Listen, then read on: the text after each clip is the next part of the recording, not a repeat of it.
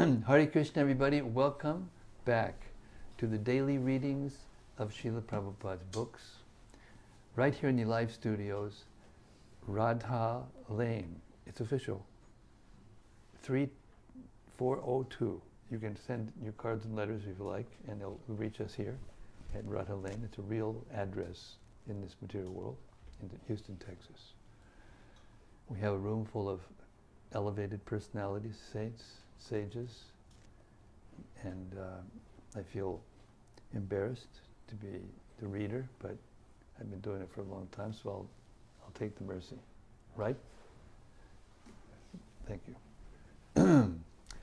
Sanatana Goswami's prayer of the Srimad-Bhagavatam is so nice. We read it every single day, 7 days a week. It's called Srimad-Bhagavatam Mahima Stotram.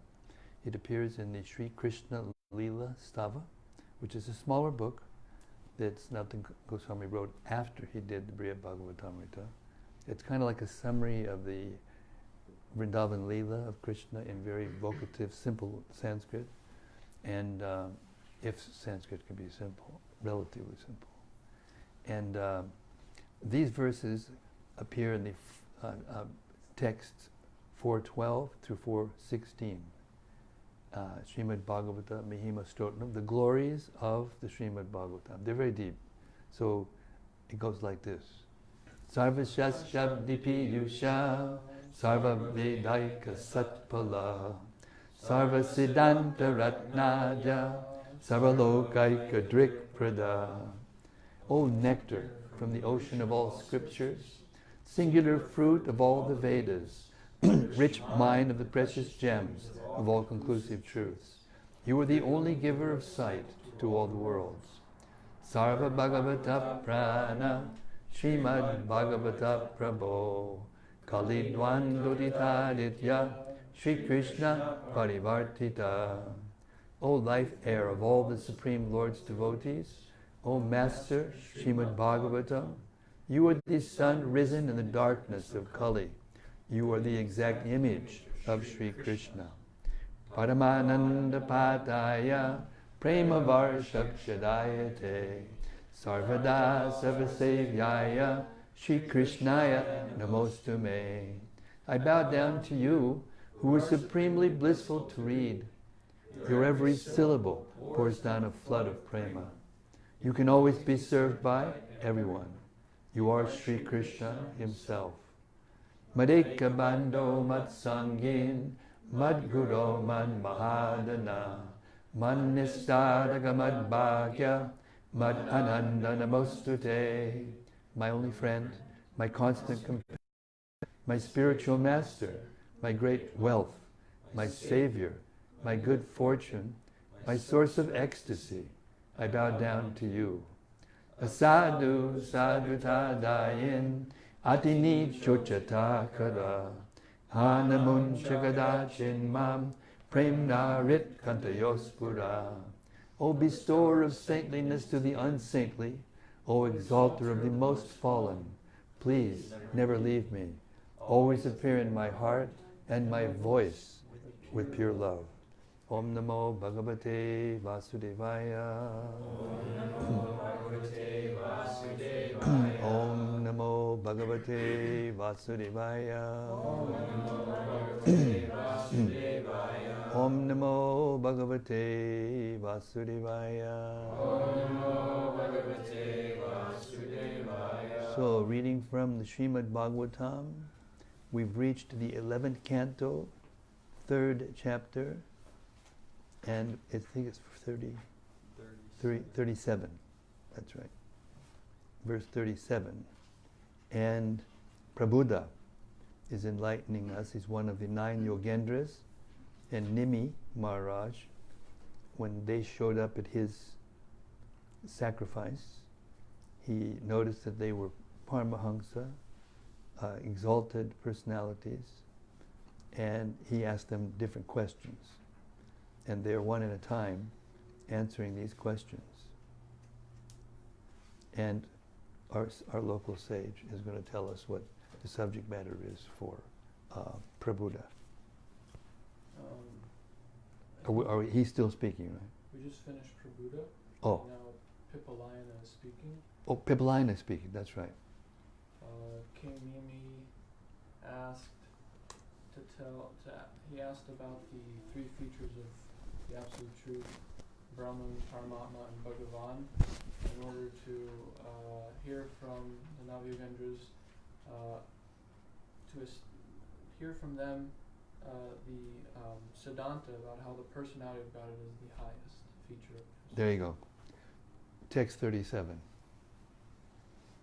Thank you. Originally, one, the absolute Brahman, comes to be known as threefold, manifesting itself as the three modes of material nature: goodness, passion, and ignorance. Brahman further expands its potency, and thus the power to act and the power of consciousness becomes manifest, along with the false ego, which covers the identity of the conditioned living being.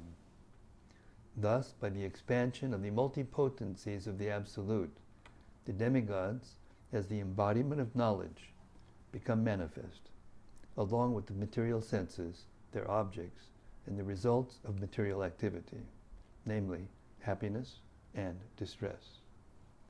In this way, the manifestation of the material world takes place as the subtle cause and as the material effect, visible in the appearance of gross material objects. Brahman, which is the source of all subtle and gross manifestations, is simultaneously transcendental to them, being absolute. Purport. In the previous verse, the sage Pipalayana described the absolute Brahman as being beyond the range of material sense perception and mental speculation.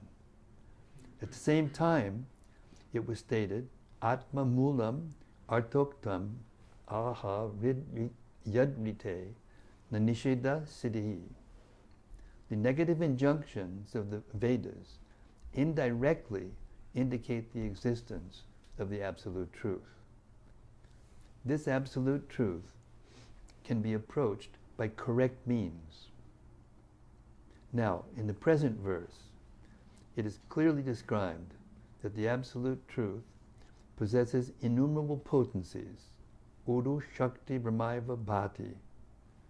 Thus, by the expansion of the Absolute Truth, the gross and subtle features of the material world become manifest. As stated by Srila Sridhar Swami, Karyam Karanad Binam Na Bhavati. The result is not different from the cause. Therefore, since the Absolute is eternal existence, this material world, being the potency of the Absolute, must also be accepted as real, although the various manifestations of the material world are temporary and thus illusory. The material world should be understood to consist of the bewildering interactions of real elements. The material world is not false in the imaginary sense of the Buddhists and Mayavadis, who state that in fact the material world does not exist outside the mind of the observer. The material world, as the potency of the Absolute, has real existence, but the living entity becomes bewildered by the temporary manifestations, foolishly taking them to be permanent. Thus, the material world functions as an illusory potency, causing the living entity to forget the spiritual world. Wherein life is eternal, full of bliss and knowledge. Because the material world thus bewilders the conditioned soul, it is called illusory. When a magician performs his tricks on stage, that which the audience apparently sees is an illusion, but the magician actually exists, and the hat and rabbit exists, although the appearance of a rabbit coming out of a hat is an illusion. Similarly, when the living entity identifies himself as part and parcel of the material world, thinking, I am American, I am Indian, I am Russian, I am black, I am white. He is bewildered by the magic of the Lord's illusory potency. The conditioned soul must come to understand, I am a pure spirit soul, part and parcel of Krishna. Now let me stop my useless activities and serve Krishna, since I am part of him. Then he is free from the illusion of Maya. If one artificially tries to escape the clutches of the illusory energy by declaring that there is no illusory potency and that this world is false, he merely falls into another illusion created by Maya to keep him in ignorance. Krishna states in the Bhagavad Gita 7:14, Daiviyesha gunamayi mama maya duratyaya mameva ye prapadyante maya metam tarantite. Unless one surrenders at the lotus feet of Mayesha, the Lord of the illusory potency, there is no possibility of escaping from illusion. Childishly declaring that there is no illusory potency is useless, since Maya is duratyaya, or insurpassable for the tiny living entity. But Lord Krishna, the omnipotent personality of Godhead, can immediately cut off the illusory potency. In this verse, the expansion of the material world from Brahman, the Absolute, is described. Since Brahman is one of the subordinate features of the Supreme Personality of Godhead, Brahmiti Paramatmeti Bhagavan Iti Shabdyate. One who understands this material world to be Brahman is freed from the tendency to exploit the material energy through sense gratification and mental speculation aimed at one's own satisfaction. The question may be raised, since Brahman is stated to be ekam, or one, how does it become manifest in the innumerable varieties of the material world? Therefore, this verse uses the word Uru Shakti. The Absolute contains multipotencies, as stated in the Vedas, Shvetashvatara Upanishad. Parasya Shaktir Bibidaiva Shruyate. The Absolute Truth is not Shakti, or energy, but Shaktiman, the possessor of innumerable potencies. According to Srila Sridhar Swami, one should submissively hear these authorized descriptions of the Absolute Truth, as stated in the previous verse. Yatanmalam Arhicha Swaha. Archisa Swaha. The insignificant sparks of a fire have no power to illuminate the blazing fire, which is itself the source of illumination. Similarly, the tiny living entity, who is like a spark of the Supreme Personality of Godhead, cannot illuminate the Personality of Godhead by his insignificant intellectual power. One may argue that the sun expands its potency in the form of its rays, and it is through the illumination of those rays that we are able to see the sun. In the same way, we should be able to perceive the Absolute Truth by the expansion of its potency. In answer to this, it may be stated that if the sun creates a cloud covering the sky, then despite the presence of sun rays, the sun cannot be seen. Therefore, ultimately, the power to see the sun depends not only on the sun's rays, but on the presence of a clear sky, which is also an arrangement by the sun. Similarly, as stated in this verse, one can understand the existence of the Absolute Truth by the expansion of its potencies. Although in the previous verse the power of the material senses and mind was rejected, the authorized descriptions given here inform us that one can directly perceive everything that exists to be the potency of the Personality of Godhead. In this regard, Narada Muni advised King Prachinabarhi as follows. Etas tad apabadhartam bhajasarvat mana harim pasyangs tad atmakam vishwam stit yutpatyapyaya yataha. One should always know that this cosmic manifestation is created, maintained, and annihilated by the will of the Supreme Personality of Godhead. Consequently, everything within this cosmic manifestation is under the control of the Lord. To be enlightened by this perfect knowledge, one should always engage himself in the devotional service of the Lord. Bhagavatam 4:29-79. As stated here, Bhaja Sarvatmana Harim, one must worship the Supreme Personality of Godhead so that one's consciousness will become clean and pure, just like the clear blue sky in which the potent sun is fully manifest. When one sees the sun, he immediately sees the sun's rays in full potency.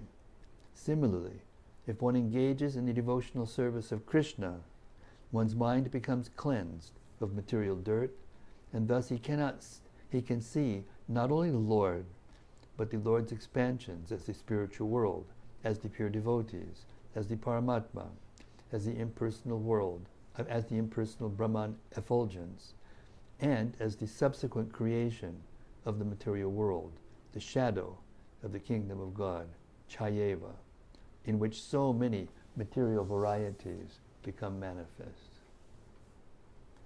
According to Srila Jiva Goswami, the word palam can also be understood to mean Purushartha Sarupam, or the actual form of the goal of life, or in other words, the transcendental form of the Lord Himself.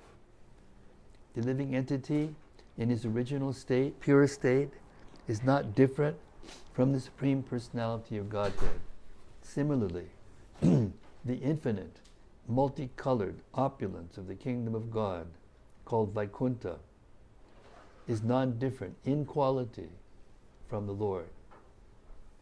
Thus, when the supreme opulence of his pure servitors, when the Supreme Personality of Godhead is personally present with his unparalleled opulence and his pure spiritual servitors, the living entities, a very happy situation is created. The mundane concept of family is a perverted reflection of the happy situation created when the Lord is united in full spiritual opulence with his pure devotees. Every living entity has the option to join the Lord in his opulent eternal kingdom. Thus one should understand from this verse that everything within the gross and subtle cosmic manifestations is the potency of the Lord and is therefore meant to be used in the Lord's service. Ishabhasyamidam sarvam. Srila Jiva Goswami has given an elaborate explanation proving that the entire cosmic situation is the natural potency of the Absolute Truth. Sometimes superstitious people, without knowledge of the personality of Godhead, say that material activities are controlled by an independent devil and that God is struggling with such a devil. Such gross ignorance of the omnipotent status of the personality of Godhead can be removed by understanding the purport of this verse. Just as a spark is a tiny emanation from a blazing fire, everything that exists is but an insignificant spark of the potency of the personality of Godhead. The Lord therefore says in the Bhagavad Gita 10:42, Atava bahunaitena kim gyatena tavarjana vishtabhyaham idam kritsnam ekankshina stito jagat. But what need is there, Arjuna, for all this detailed knowledge? With a single fragment of myself, I pervade and support this entire universe. The omnipotent personality of Godhead is actually the well-wishing friend of every living entity. Suridam sarvabhutanam. Therefore, if one becomes sane and understands that one's well-wishing friend, Krishna, is the ultimate source, controller of everything that exists, one attains immediate peace. Yatva mam shantim richjati. Fear and illusion arise when one foolishly thinks that even one atom of the creation is not the controlled potency of the personality of Godhead. Bhayam dvitiya binibeshatak syat. Denying the existence of the material world also creates a very dangerous situation of illusion. Both types of atheism, namely seeing the material world as belonging to oneself and therefore being meant for one's sense gratification, and declaring the non-existence of the material world, are futile attempts to avoid one's eternal subordination to the Supreme Personality of Godhead, who is the actual owner and enjoyer of everything. Srila Jiva Goswami has quoted the following question stated by Sri Maitreya to Sri Parashara in the Vishnu Purana 1.3.1. Nirgunasya prameyasya shrudasya pyamalatmanaha katam sargadi kartritvam brahmano bhupagamyate. How are we to understand that Brahman, the Supreme Soul, is the executor of the creation, maintenance, and destruction of the material world, even though it is devoid of qualities, immeasurable, unembodied, and free from any fault? In reply, Sri Parasha stated, Shaktayak sarvabhavanam achintya jnanagocharaha yato to brahmanastastu sargadya bhava shaktayaha bhavanti tapatang shrestha pavakasya yatoshnata. Mere logic cannot explain how even material objects expand their potency. These things can be understood by mature observation. The Absolute Truth expands his potency in the creation, maintenance, and annihilation of the material world, just as fire expands its potency of heat. Vishnu Purana 1.3.2. Srila Jiva Goswami explains that one can understand the power of a valuable gem not by logical statements, but by observing the effect of the gem. Similarly, one can understand the potency of a mantra by observing its power to achieve a particular effect. Such potency doesn't depend on so-called logic. There is no logical necessity for a seed growing into a tree and giving fruits that nourish the human body. I saw an article, a scientific article recently, where some big, high-thinking scientists came to the conclusion that there's no reason for the universe to exist.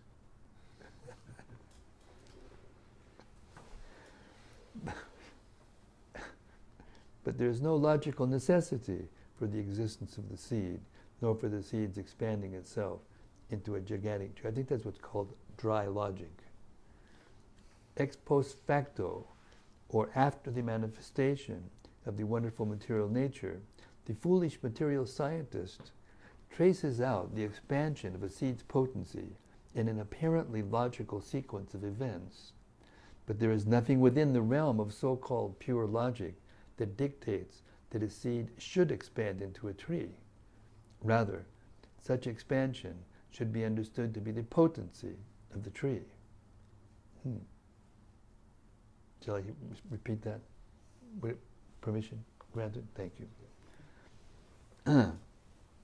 But there is nothing within the realm of pure logic that dictates that a seed should expand into a tree. Rather, such expansion should be understood to be the potency of the tree. Similarly, the potency of a jewel is its mystic power, and various mantras also contain innate potencies. Ultimately, the Mahamantra, Hare Krishna, Krishna Krishna, Hare Hare, Hare Rama, Rama Rama, Hare Hare, has the potency to transfer one to the spiritual world of bliss and knowledge. In the same way, the Absolute Truth has the natural quality of expanding itself into innumerable varieties of material and spiritual worlds. We may logically describe the expansion after the fact, but we cannot deny the expansion of the Absolute Truth. The conditioned soul who purifies his consciousness through the process of devotional service can scientifically observe the expansion of the Absolute Truth as described here, just as one who is not blind can observe the expansion of a seed into a huge tree. Whoops. Do you have tea or tree in the book? It's supposed to be tree. Could you make a note? Somebody make a note and let me know. I've got to send Dravida a. You know, this kind of mistake, you know what it is? What they key in from the actual text, the final text, and they make mistakes when they key it into the database. It's a big problem. Happens all the time. And sometimes when they transfer the text from the original text to the database or the folio, these kinds of things happen. One letter gets not transferred over or things like that. It's not easy to get it right. Not easy. One can understand the potency of a seed not by speculation, but rather by practical observation. Similarly, one must purify his vision so that he can practically observe the expansion of the Absolute Truth. I'm going to read that again. Similarly, one must purify his vision so that he can practically observe the expansion of the Absolute Truth. Such observation can take place either by the ears or by the eyes. Vedic knowledge is Shabda Brahma, or transcendental potency in the form of sound vibration. Therefore, one can observe the functions of the Absolute Truth through submissive hearing of transcendental sound. Shastra Chakshus. When one's consciousness becomes fully purified, one can perceive the Absolute Truth with all one's spiritualized senses. The Absolute Truth, the personality of Godhead, is devoid of material qualities, such as mundane goodness, passion, and ignorance, because he is an ocean of transcendental qualities, and therefore has no need for the inferior qualities of the material world.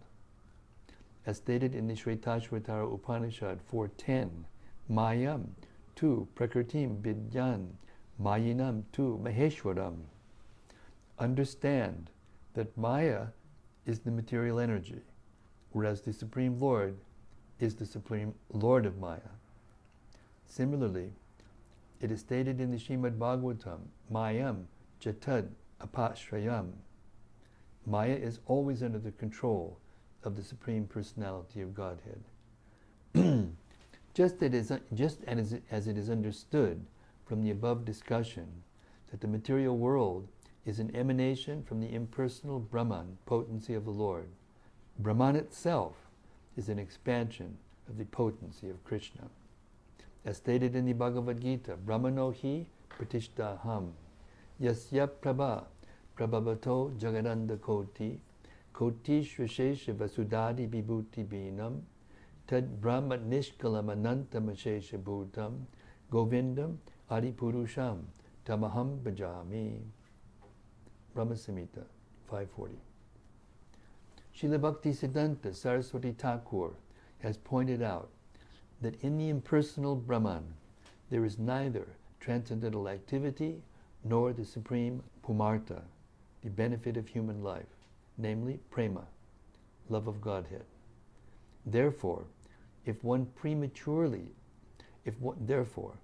is prematurely dazzled by the expansion of the Lord's bodily effulgence, known as Brahman, and therefore does not actually come to know the Supreme Personality of Godhead, there is no possibility of actually understanding one's eternal identity as an eternal blissful expansion of the Supreme Personality of Godhead. The subject matter is summarized in the Chaitanya Charitamrita, Adi 1:3. Yad Advaitam Brahmapanishadi Tad Apyasya Tanuba Ya Atmantaryami Purusha Itiso Shangsha Bibaba Shadaishvaryai Purno Yahiha Bhagavan Saswayamayam The Chaitanyad Krishnaj Jagati Padatatvam Padamiha. That's text 37. Quite a purport. Text 38.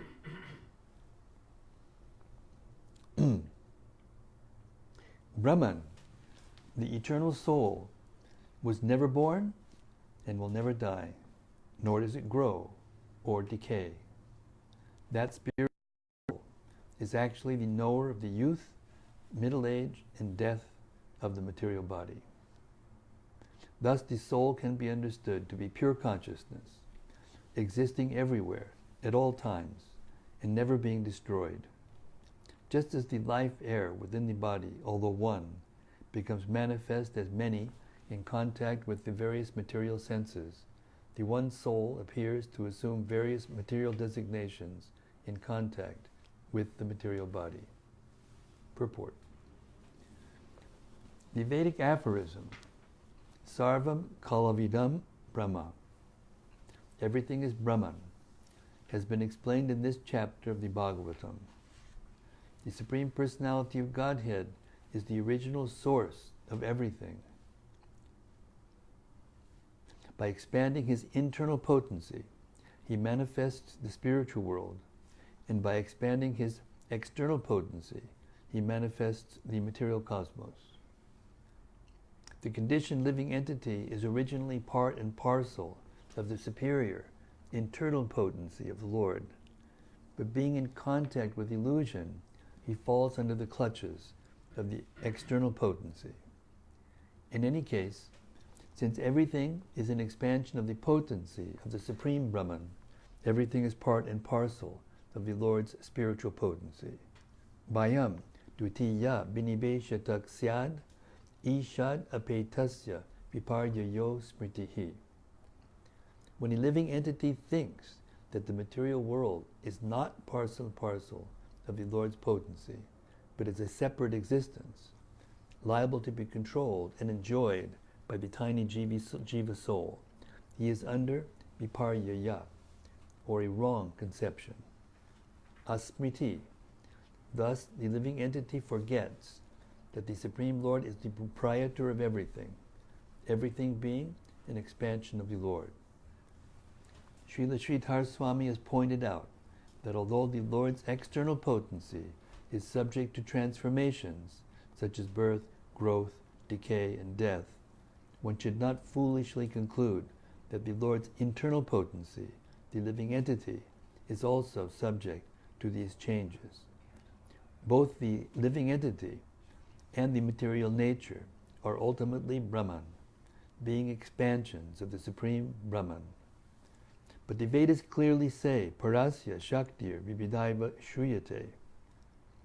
The Lord's potencies are Vibhida, or multifarious. Thus, according to this verse, Natma Jajana Na Marishati Naidate Sao Nachiyate. The soul is never born, nor does he die. He certainly cannot grow or decay like a material body. Although the visible material body passes through boyhood, adolescence, and old age, and although one may take birth as a demigod, human being, plant, or animal, the spirit soul never changes his eternal constitutional position. Rather, he falsely identifies with the external transformations of the material body, and thus imposes upon himself a psychological condition called illusion. This miserable, illusory experience of seeing oneself transformed and ultimately annihilated by the laws of nature can be nullified by transcendental knowledge of one's eternal status as the superior energy of the Lord. The word sarvatra in this verse should not be foolishly misinterpreted to mean that the individual jiva soul is all-pervading. The soul is not born, nor does it die. Yet in our present condition state, we falsely identify with the birth and death of the body. Therefore, because an all-pervading soul would never fall into illusion, sarvatra cannot indicate that the individual soul is all-pervading. Illusion implies an incomplete understanding of reality, which would not be possible for an all-pervading entity. Therefore, the word sarvatra is understood to mean that the pure spiritual soul exists in all material conditions. In deep sleep, for example, consciousness may not overtly be manifest, and yet the spirit soul is understood to be present within the body. Similarly, it is understood from Bhagavad Gita that the spirit soul, nitya sarvagata, may exist even within fire, water, or outer space, since the existence of the soul never depends upon material conditions, but it is an eternal fact. The consciousness of the soul is more or less manifest according to the possibilities offered by a particular material situation. Just as an electric light is manifest in a particular intensity and color according to the bulb available.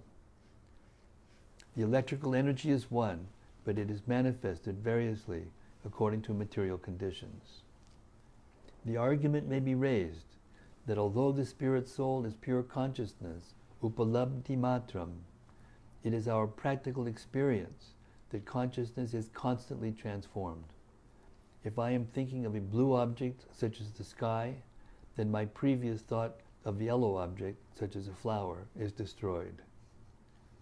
Similarly, if I become aware that I am hungry, then my consciousness of the blue sky is destroyed. In this way, consciousness is constantly being transformed. Srila Sridhar Swami has replied, that's the illusion, that's Purvapaksh, that's not the reality, that's the mistake. In this way, consciousness is constantly being transformed. Srila Sridhar Swami has replied that consciousness itself is eternal, but in contact with the material senses, it may manifest in various ways.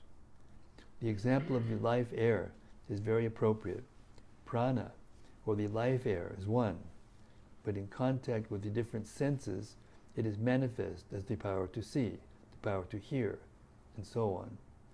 Similarly, consciousness, being spiritual, is ultimately one, but when in contact with the various senses, it may be perceived in terms of particular sensory functions.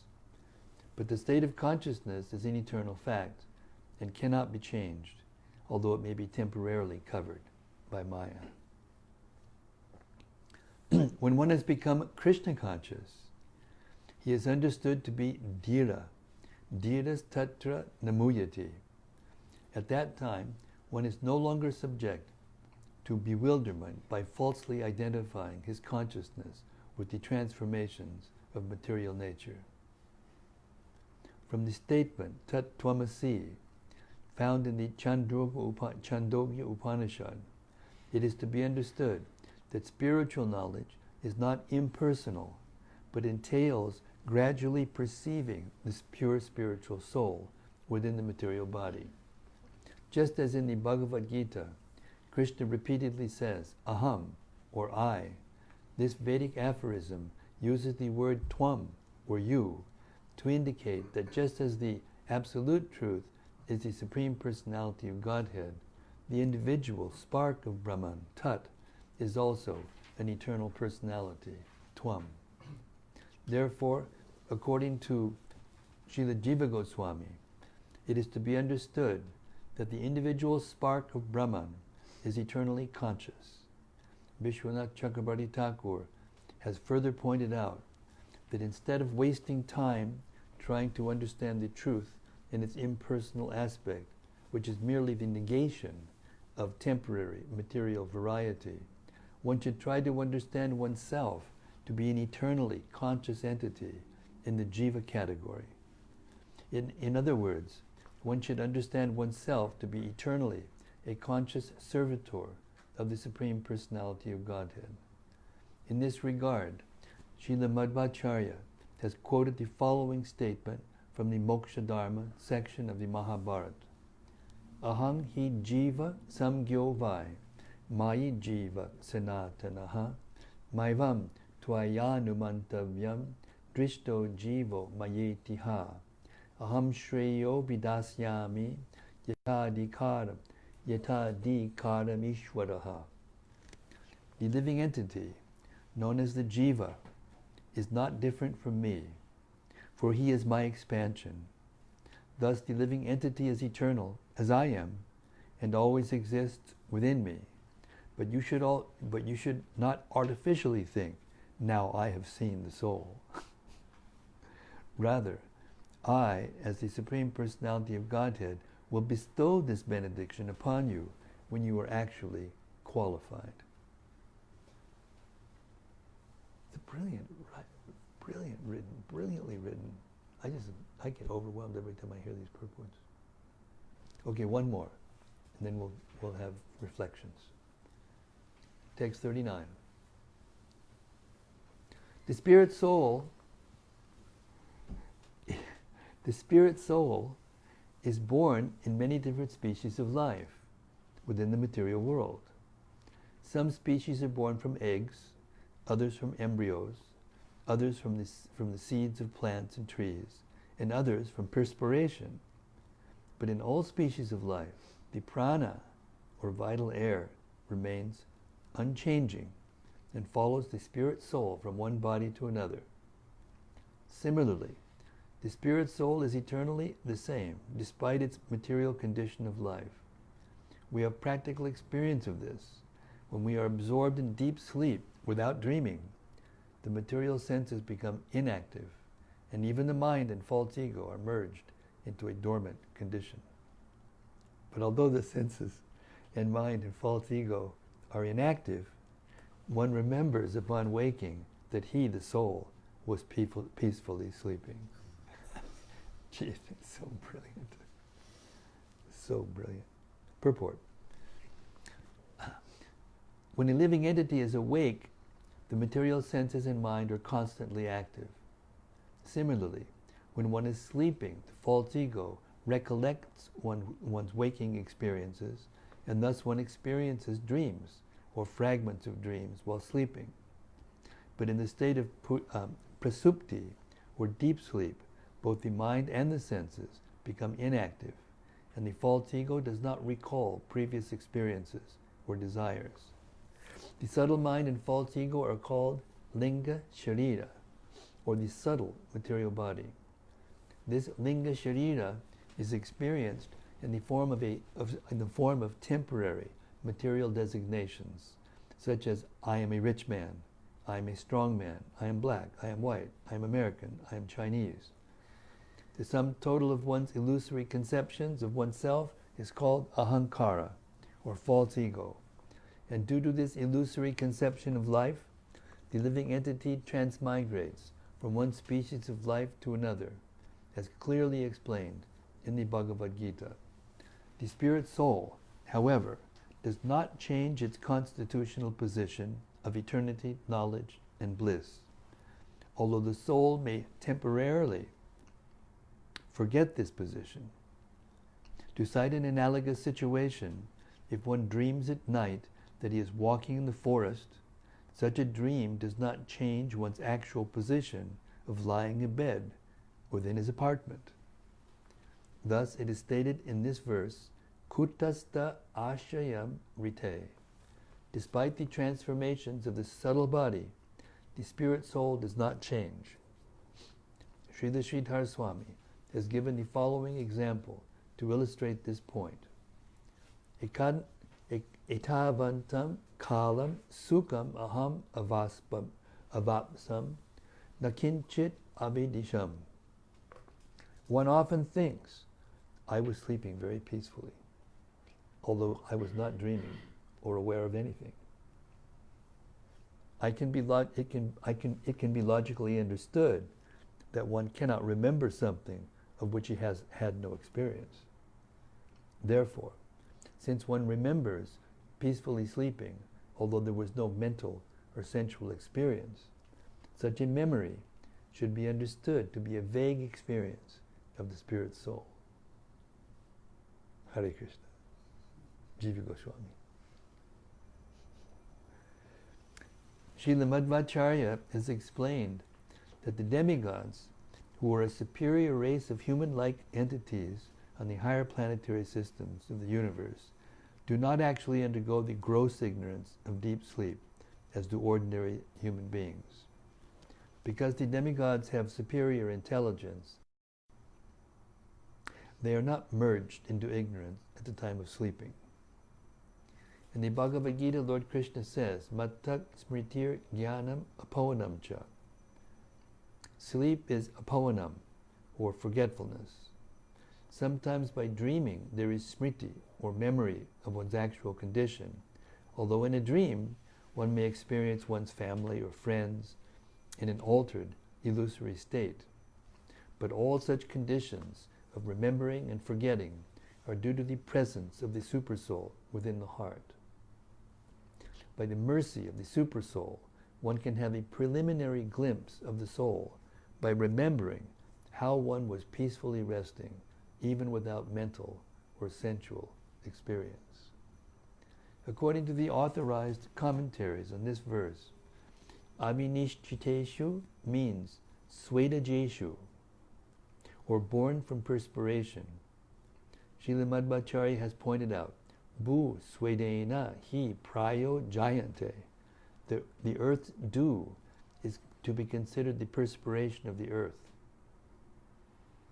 And various species of life are generated from dew.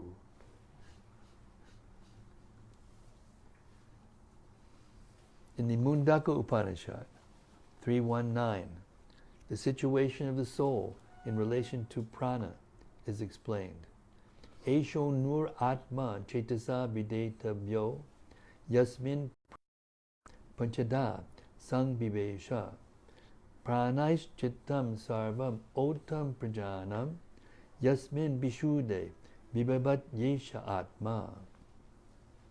The soul is atomic in size and can be perceived by perfect intelligence. This atomic soul is floating in the 5 kinds of air: prana, apana, vyana, samana, and udana. The soul is situated within the heart, and it spreads its influence all over the body of the embodied living entities. When the soul is purified from the contamination of the 5 kinds of material air, its spiritual influence is exhibited. Thus, in the innumerable species of life, the spirit soul remains situated within prana, or the material life air. There's a saying, you can't make this stuff up.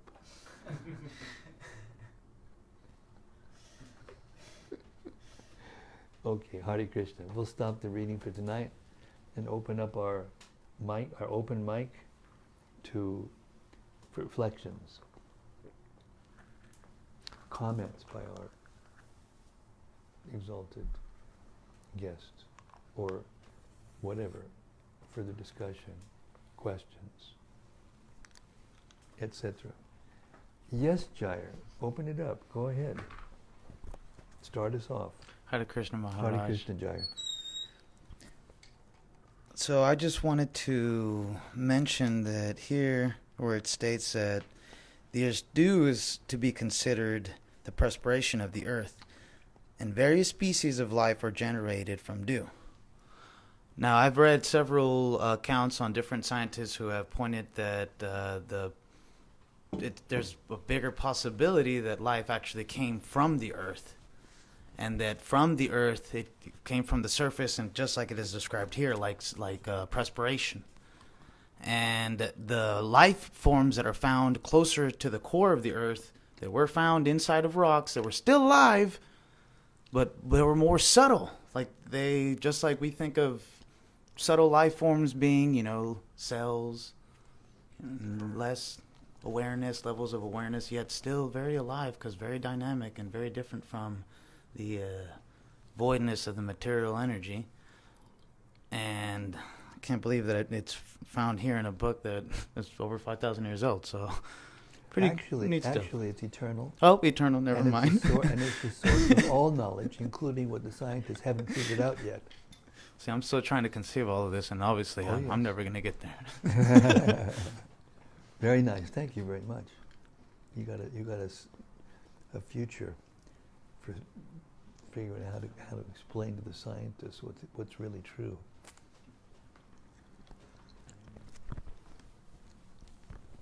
Next.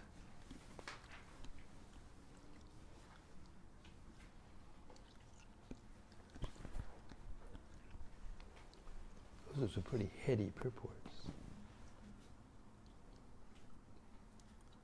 And I was meditating while I was reading. I'll say something. That just as by following the train of thought and not letting the mind go to another place of wonderment or whatever, but if you just follow it all the way through, gradually the pieces kind of fit itself by that process of cultivation of knowledge and pleasing the source of knowledge and all those other things to reveal those things to us. Bhaktya mam abhijanati yavanyas chasmi tattvada.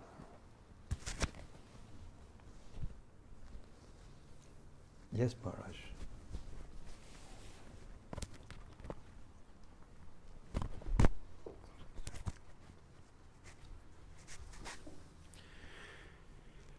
These verses and purports state in an elaborate way what Srila Prabhupada often said in simple terms, and that which comes from him cannot be false. Yes. And these verses and purports just elaborate on that point and establish the truth of that point with so many arguments. But we got it from Srila Prabhupada very early in very simple terms. And so full of potency that we could understand just by what he told us. Which was part of what it was said about how we can understand it through the ear or the eye. Mm. Yeah. We see through the ear. Yeah. You know what sometimes when somebody's trying to figure out something, and then when they get it, they go, "Oh, I see. Oh, yeah, I see." It's like that.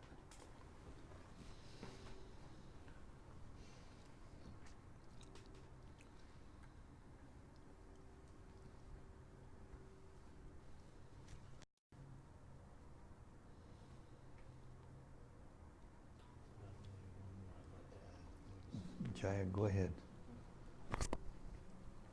Let's get the ball rolling too. I also want where it says mere logic cannot explain how even material objects expand their potencies.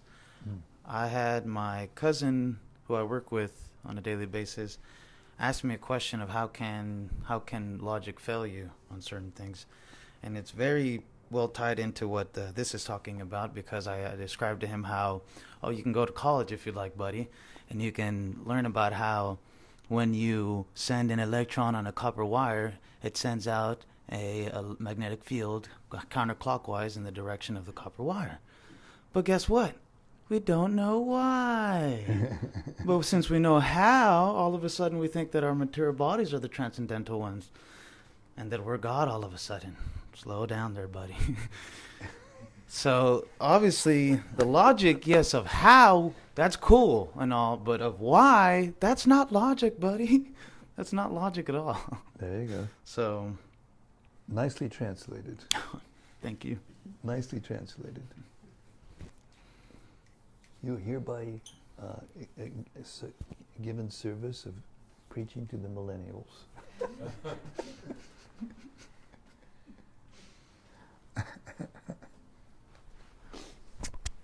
That was nice.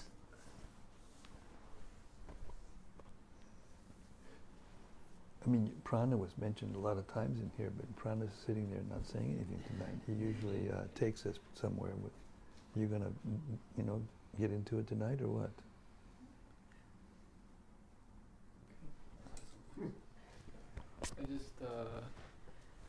I'm just reflecting on the sequence of verses and how they connect, because it's said in the purport, the last time purport, it explained that that Prabhuda's description of how to conquer that illusory energy, which Antariksha described what that illusory energy was through devotional service to Supreme Personality of Godhead. And so then King Nimi asked about the Supreme Personality of Godhead. And then so in these few verses, we hear about the Supreme Personality of Godhead and how he's the source of everything and how he's transcendental to everything at the same time. And then we're also hearing about the material energy and then his spiritual energy, the soul, which I guess it's important to also bring that into the discussion of the Supreme Personality of Godhead. Essentially, it's Sambandha Gyan, that you can't understand the Supreme Personality of Godhead without understanding what is the material nature, what is the spirit soul, who are we in relation, what are the relationships. Is this the correct understanding? Exactly. It was very nicely put. Very nicely put. Thank you. I had a reflection, or just a point that stuck out, Ed. And you're doing something, flying or whatever you're doing, but that doesn't change the fact that you're laying on the bed. So even when we're here in this material world and we're doing so many things, that doesn't change the fact that actually we're an eternal spiritual soul and we have our original home.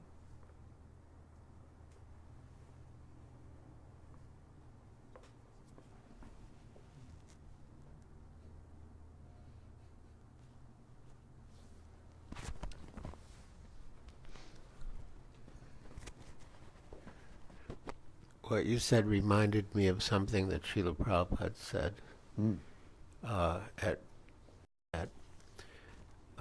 when we go to sleep at night, we have a night dream. And when we wake, but they're both dreams, because the reality is something else. Exactly.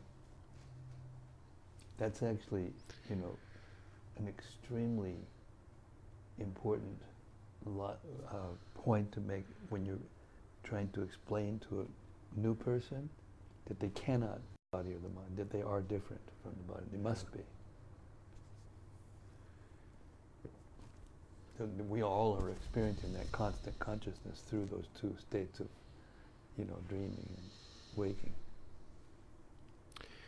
And when we're sleeping, sound. Yes.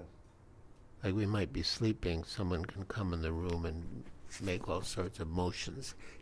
You gotta get up, you gotta get up. Yeah. But that won't wake us up. It's sound by transcendental sound. Yeah.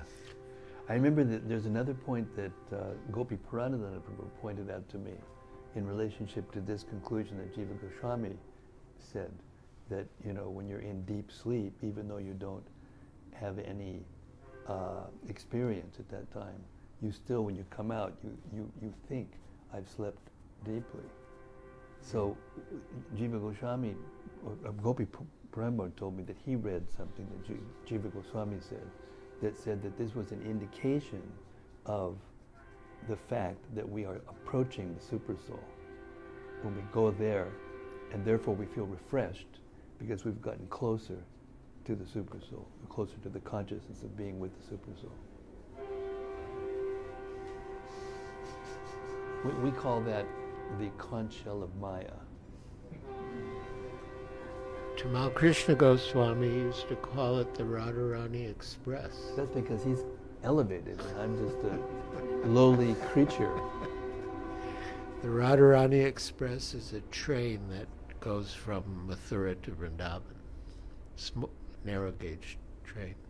So when he would hear it, he'd go, the Radharani Express. That's Krishna consciousness. I'm still in Maya trying to work things out,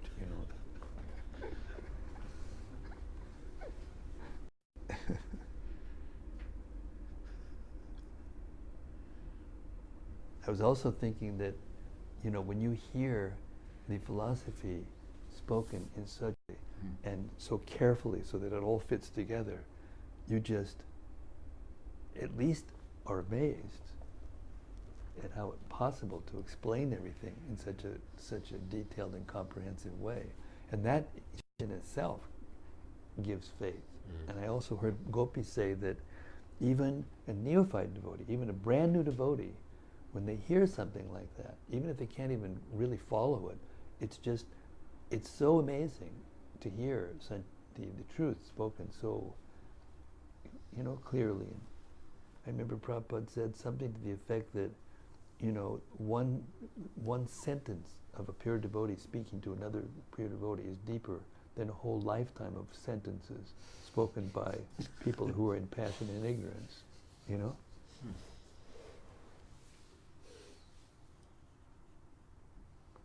So we're lucky. We're sitting here in a room full of Vaishnavas, hearing this.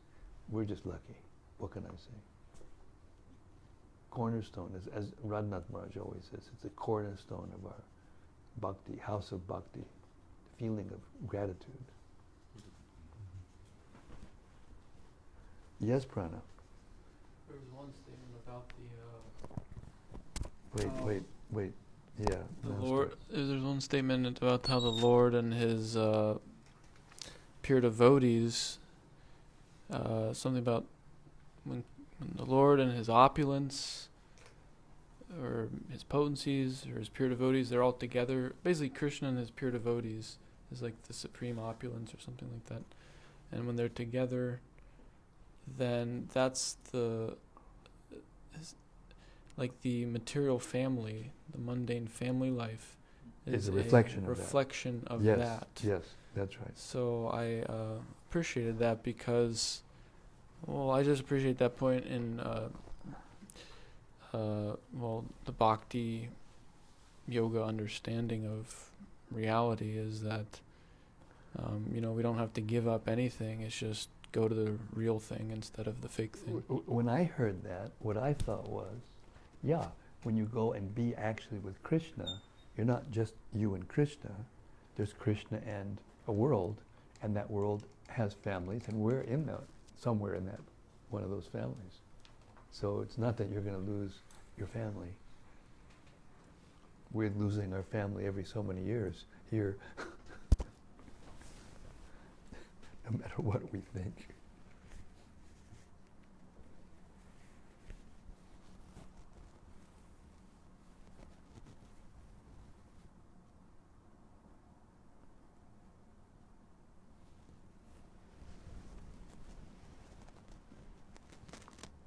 Point of information, I read 62 pages this morning of the Chaitanya Charitamrita and recorded them for posterity.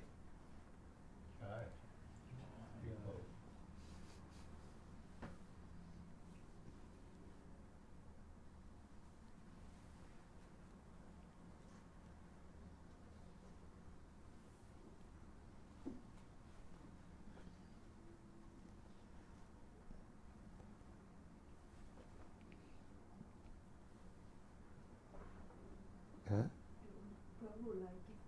Yes.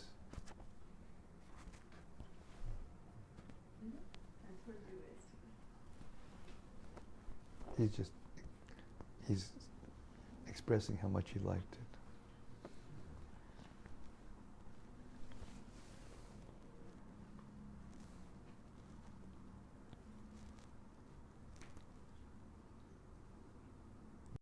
A sense of, to me, it gives an extreme sense of security, peacefulness, knowing that this exists, this, opportunity to hear this in such a profound way, all of us together. And to see the devotees' faces light up, and sometimes bewildered, but sometimes, yeah, that's right. It's really interesting. Huh? Lights going on bit by bit. Yeah. Yeah. I mean, there were so many beautiful analogies in these purports. I mean, about how, one may complain how it's possible to see the source. No, what was the? Help me out. Yeah, help me out. How the sun's rays can't illuminate the sun, or this spark of a fire can't illuminate the fire because it's a part of the fire. So then one may say, well, then how can we, see God when in a situation like this? And then it describes how the sun creates the cloud and is the source of the cloud, and then covers itself. And so we're, in that situation. And therefore, if we learn what it actually is, then we'll be able to eventually see, the soul and how it fits in God and how it all works.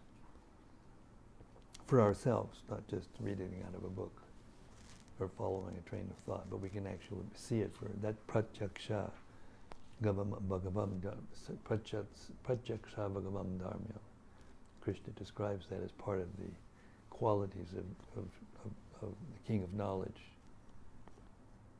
Gives direct perception of the self by realization, makes it the perfection of religion.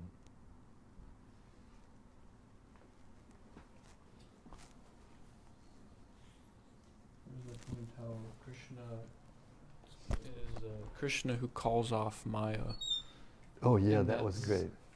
That was great. That was interesting. It takes Krishna to call off Maya. Can't call off Maya ourselves.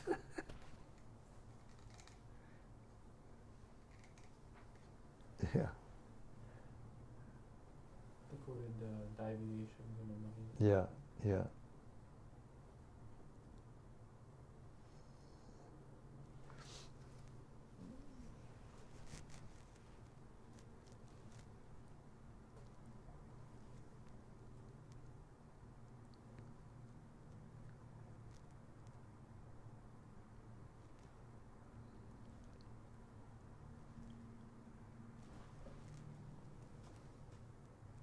Okay, so we're going to end our nightly reading, the daily readings of Srila Prabhupada's books. And this goes on 7 days a week, almost 365 days a year, only when I'm on a long-haul flight. Of course, it may have to be adjusted when I have this operation. I may have to miss a few days. But Hare Krishna, everyone out there in cyberspace, please tune in and keep riding this wave of transcendental knowledge and pleasure that comes from having our consciousness expanded gradually. And as we just heard from, who do we hear from? Pipalayana? No, Pipalayana. Eventually the soul can actually see oneself and see God by this process. Thank you very much. Srimad-Bhagavatam ki jai. Gaur Premanandi, Hari Hari Bol. See you tomorrow night, same time, 6 o'clock Central Time, USA. Right here in the live studios at Radha Lane, next to Shri Radha Nilamadava's beautiful temple, along with these exalted Vaishnavas. See you tomorrow. Hari Krishna. Hari Bol.